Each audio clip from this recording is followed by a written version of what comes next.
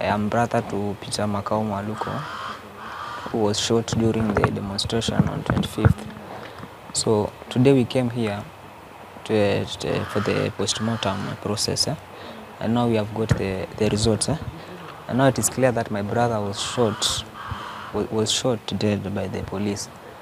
So we are requesting the government for further investigation, and also we also demand for the justice for my brother.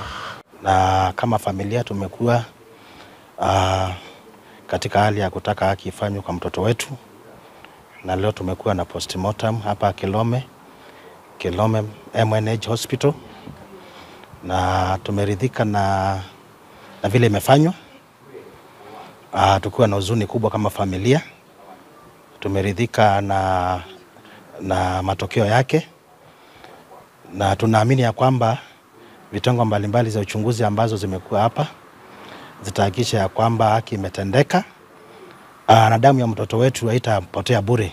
I'm also requesting the government for the process of the burial and the cost of the burial and expense, because my brother, we are deceased. My mother passed away when we are still young, so we have been my uncle is the one who has been taking care of us since we are kids. So I'm also requesting if there is any person who is willing to support us for the burial process, as we are still waiting for the justice of my brother, so I can just chip in and assist us, and God will bless you. Ingine, tuko na majukumu mengi ya kuhakikisha ya kwamba Gershom Mutesia amepumzishwa vizuri. Tuko na bills kubwa za hapa mochari, na tunaomba serikali ya ngazi za juu ya kitaifa na serikali ya county. Huyu alikuwa kijana peke yake wa mama, na tunaomba msaada ili tukasaidiwe kumpumzisha vizuri, tukasaidiwe kumpumzisha kwa njia inayostahili. Tunapozidi